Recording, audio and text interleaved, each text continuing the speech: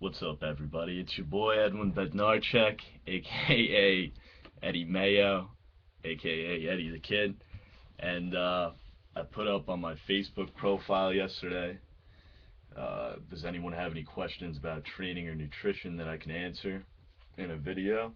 And so right now I'm going to address those questions with some answers. All right. So first question.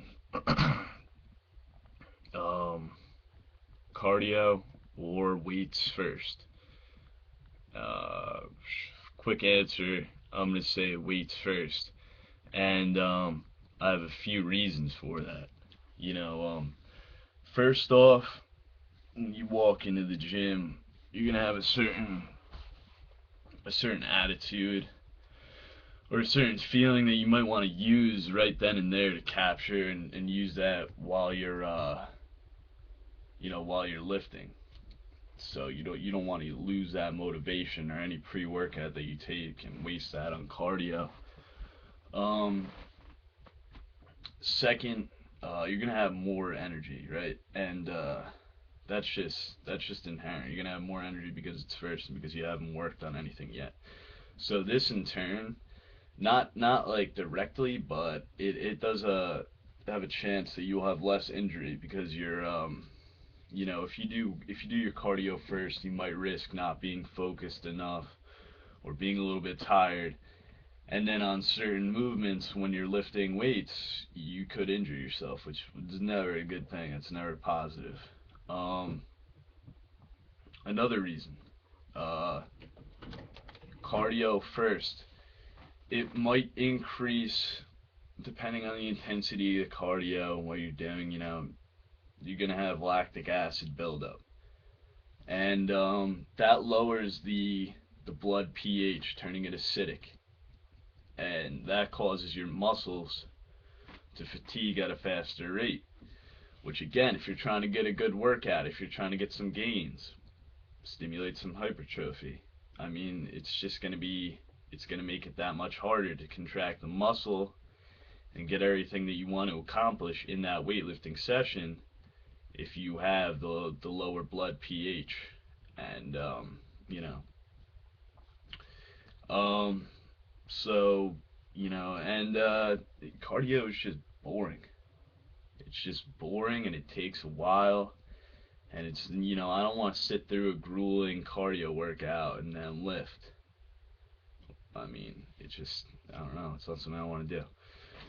But so it's all dependent, I guess, on you, what you want to do. If you have to do cardio before weight training, I would say maybe reserve the cardio for the morning and lift.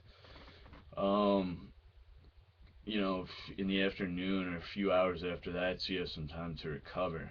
And again, it depends heavily on the intensity with which you're lifting.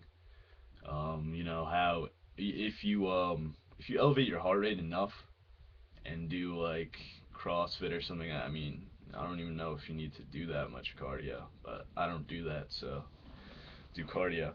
All right, so that's that question. All right, next question. Is it possible to eat an unhealthy amount of meat? Uh, yeah, I'd say definitely.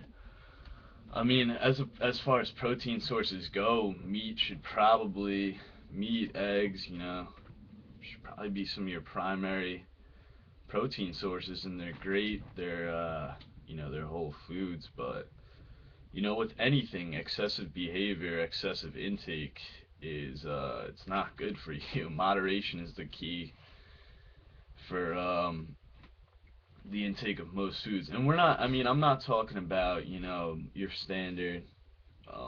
You could probably take in quite a bit of meat before it becomes bad for you.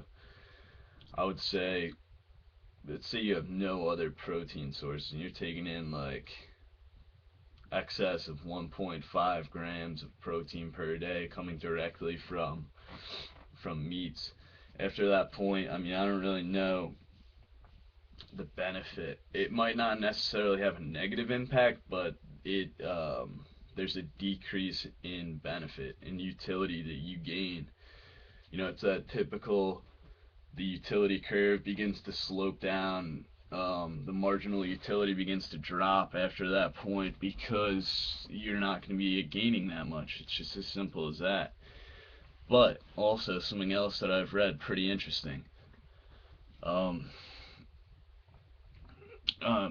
it might be stored, the excess protein, depending if you go over certain your caloric maintenance for that day or whatever. It could be stored as glucose, which is pretty interesting to note for like ketosis or like low carb diets, because that could mess you up. So I mean, you always just have to take in a reasonable, moderate amount. Um,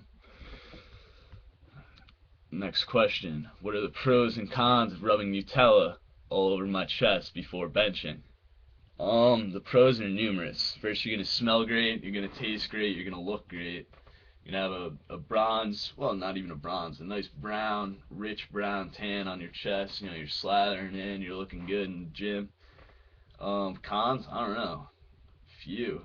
It's sticky, it'll probably drip everywhere, and you're just wasting Nutella. I mean, unless you're inviting somebody over to lick that shit off, you're just fucking wasting a good product. So that's that question. Alright, next question. Is it true that 1/4 cup of straight mayo before bed leads to increased testosterone production overnight? Pretty good question. At first I was like, yo, whatever. But then I was thinking about it and I was like, yo, maybe mayo does have a lot of cholesterol and maybe the fat in it will lead to increased testosterone production, because that's the, whole eggs. I don't really know. I don't really eat, know the ingredients of mayo or how many eggs are in there. But there's enough saturated fat and cholesterol in there, you could probably bet that it will, man. You could fucking eat your heart out. Eat that mayo down with a spoon, John. Just scoop it and just say, yum, yum. Testosterone is through the roof. Alright, so I addressed the questions with some answers. We had some pretty good questions.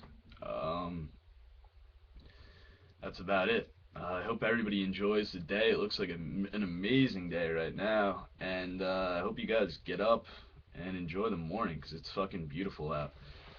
Alright, this is Edwin Bednarchek, aka Eddie Mayo, signing out. Have a good one, guys.